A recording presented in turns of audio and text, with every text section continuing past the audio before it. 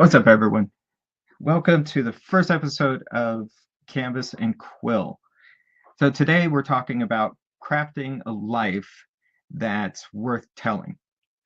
So a few years ago, I was invited by one of two authors that was invited by my writing coach to a particular um, writing seminar, or actually writing conference. And like most conferences, there were a few things that you could few upsells that you could participate in. And one of those upsells was having breakfast with my writing coach. So naturally, the other author and myself, we were invited to this breakfast. And during that time, any of the authors that had paid for this could ask any questions they have during the actual breakfast. And one of the authors at the table, he had asked, or he had made a comment about, like every story is worth telling. And there is, I just got a notice that something's not working. So let me verify that I'm actually, something's not working. So, okay. So it appears the sound is actually happening. So we'll keep going. So the author had mentioned that every story is worth telling. And as an example, he pointed to the walls, the paneling on the walls of the restaurant, and said, everyone that had installed that paneling has a story to tell. And the way he phrased it, my writing coach disagreed. He disagreed with the idea that every story is worth telling, and disagreed with the idea that every person's, well, I think this is more my interpretation of it, that every life is not necessarily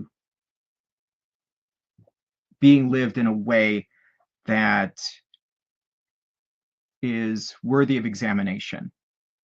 Now, this is the kind of thing that is, well, I'd say it's probably controversial, but let me kind of put a context around this.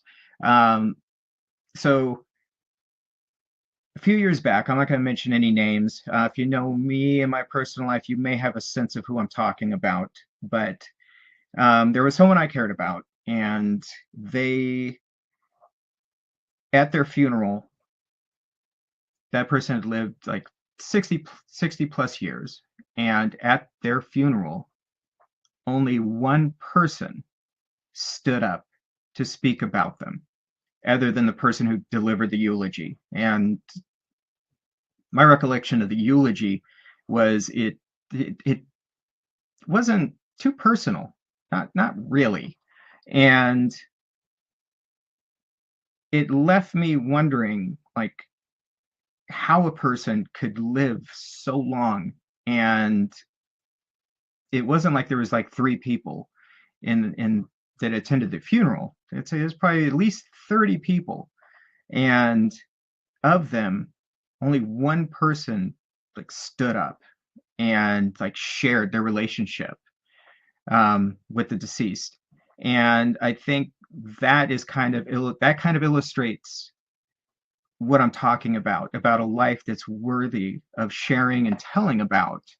Um, a lot of us live lives where we diminish ourselves, and there's all kinds of ways that this happens, whether it's you keep yourself small at your job, or you keep yourself small even in your relationships, where you don't necessarily um, participate with your friends, and like show up to events and things like that, and you just kind of stay distant, or you're kind of in the mix but really on the fringe of what's going on, and allowing the people that are in your life to like truly know you.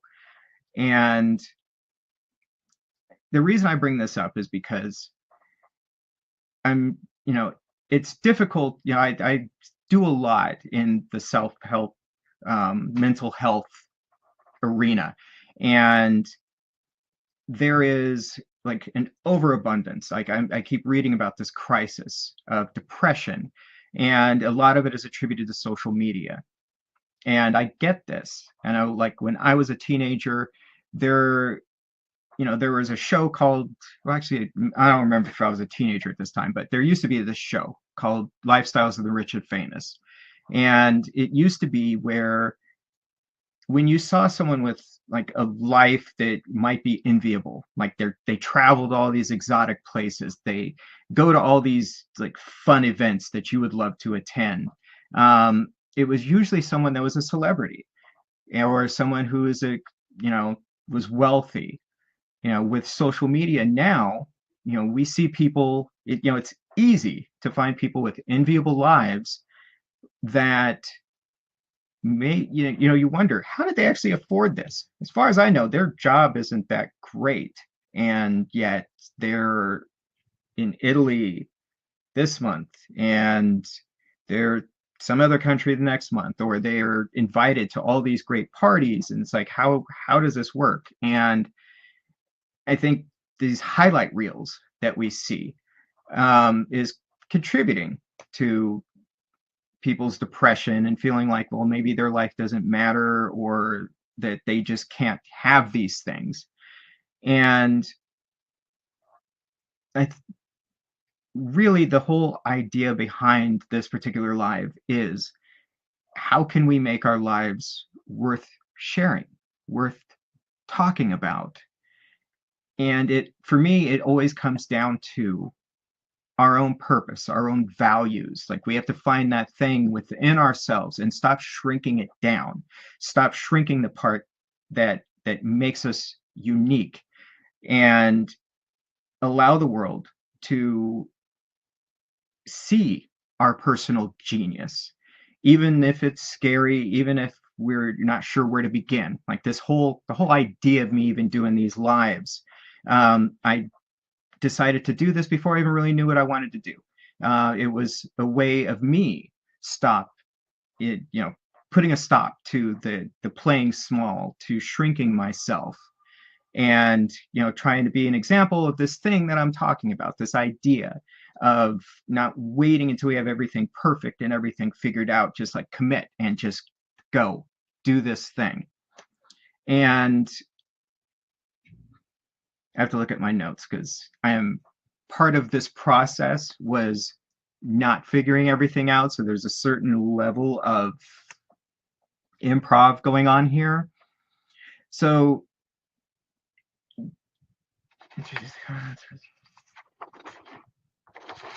I think that for us to really start doing that, expressing that kind of life, it really comes down to self-awareness. Like I personally have been on this like self-awareness slash self-acceptance journey, like this particular journey or chapter for probably about the last month. Those on my mailing list heard about it like right after it started happening. I woke up one particular morning and it's just the negative comments in my head were just raging. And I wanted to lean into the depression. I wanted to just not do anything that day. I wanted to just sulk and just feel what I was feeling and just be defeated. But I had plans that day with my wife, and we were going to what they call the flower fields. It's a working flower farm, and I knew that if I were to just succumb to everything I was feeling, then not only am I screwing up my day, but now I'm screwing up her day. And I basically got my shit together and put on the brave face, acted like nothing was going on to the best of my ability, and just pushed on into the day as well as I could. And then at the flower farm, I engaged in what's called a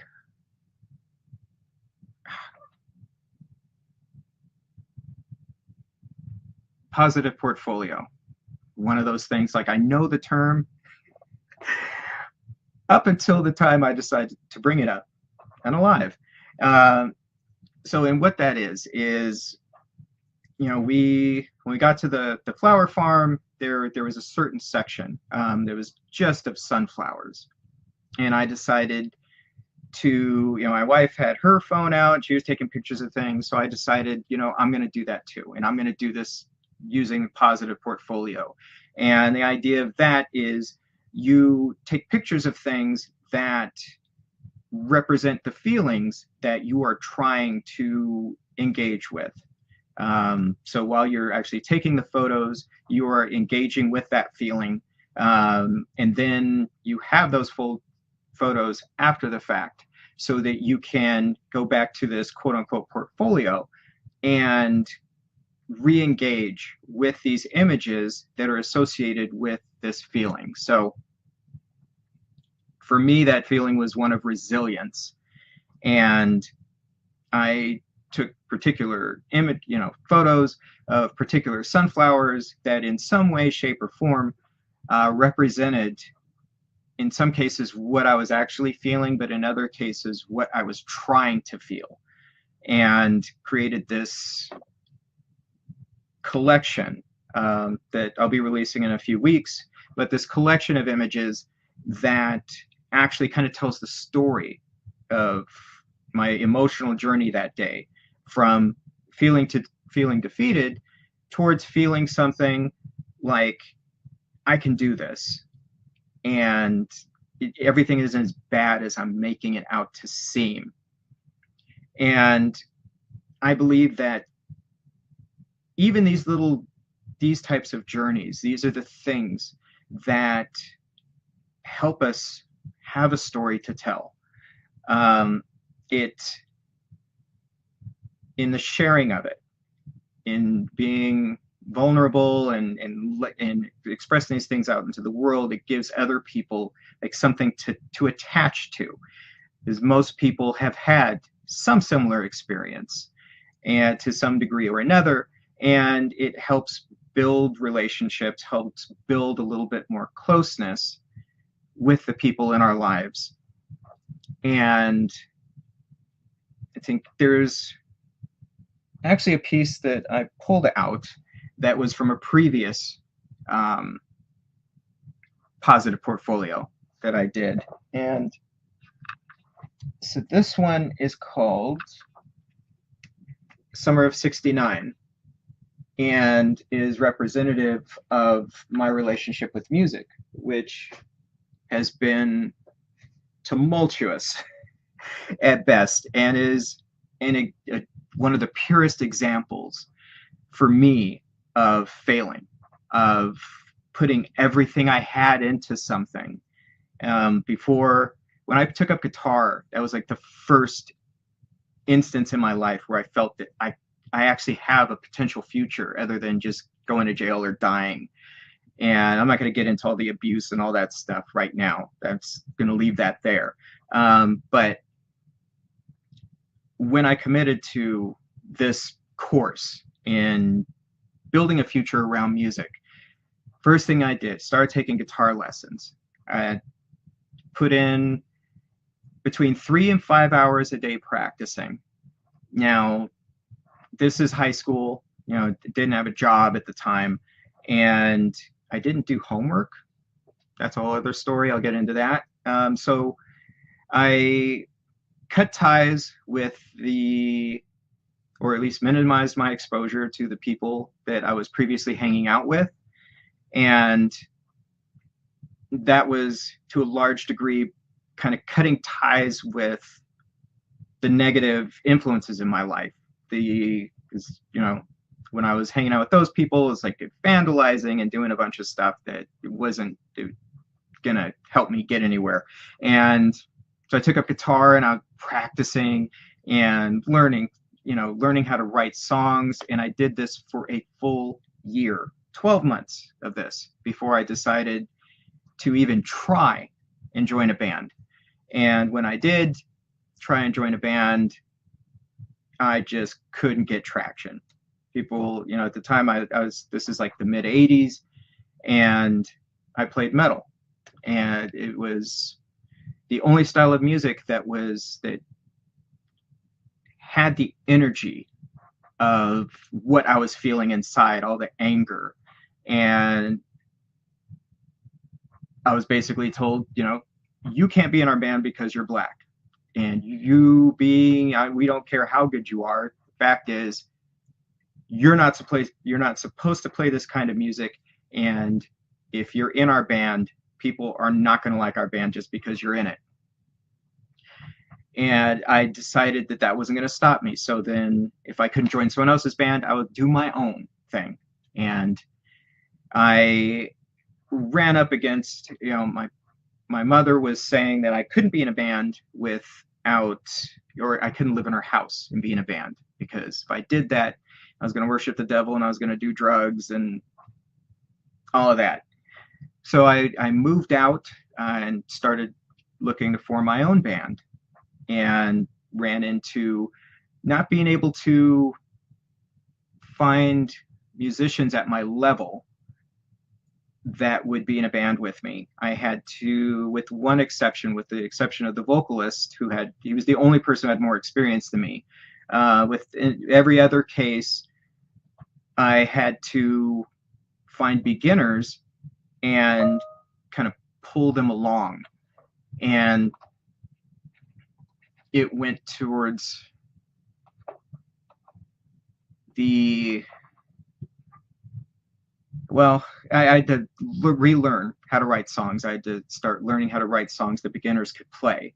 And this went on for a couple years, and ultimately wound up moving back into my mother's house, now in debt, without ever having a band without ever having anything to show for it. I would be able to assemble people, but never the full band at any given time. So every time we were close to playing live or close to doing a recording, somebody would quit. So I went back, now I'm back home, I'm in debt, trying to figure out what do I do as a solo artist.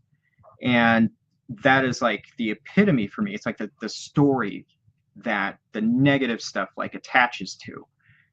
And I know that, but I'm sure if you think about it, understanding something logically doesn't necessarily help you emotionally. And this was an instance, like in the case of getting back to the flower fields, of understanding that. Like I understood logically what was happening in my head, and I understood that the idea of helplessness, of no matter what I do is not going to make a difference, is attached back to that old story. Like, this is what happened with music. This is evidence that no matter what it is you try, no matter what it is you do, it's not going to work. You're still going to fail. Doing the positive portfolio, just pushing forward by putting the needs of, the desire that my wife have a good day over my desire to just have a crappy day. I was able to push through. And part of that process was the positive portfolio, but part of that also is looking at an episode in my life that made what that initial experience made that out to be a lie. Because I think one of the things that we're not taught growing up, I learned this on my own, is for all the negative experiences that we have, it teaches us a certain lie about the world. Every experience we have teaches us something about the world, and we gravitate towards the negative things that, in our mind, it's supposed to keep us safe, but actually we usually take it beyond, keep the space where it's keeping us safe, and actually holds us down. And I reminded myself in the background of all of this that even that my path with music actually forced me back into prior loves. Before I started doing music, I wanted to be an author, but I gave that up because all the adults around me told me that I was slow, that I mentally I was not up to par, and my communication skills just weren't there. And so I had pushed that aside. Then from there, I decided to be a visual artist. And the very first art teacher I had going into high school made it very clear that, well, I wasn't any good at that either. So for me, music and the path with music that wound up being far more difficult than I'd originally bargained for eventually put me in contact with my first mentor. And he brought me along and helped me understand that there's much more to me than what I was allowing even myself to see. And it gave me the sense that I can actually go back and do these other things that I wanted to do that moved me. But I had allowed the world, the noise of the world, to push out of my concept of what's possible for me. And so, reading my notes.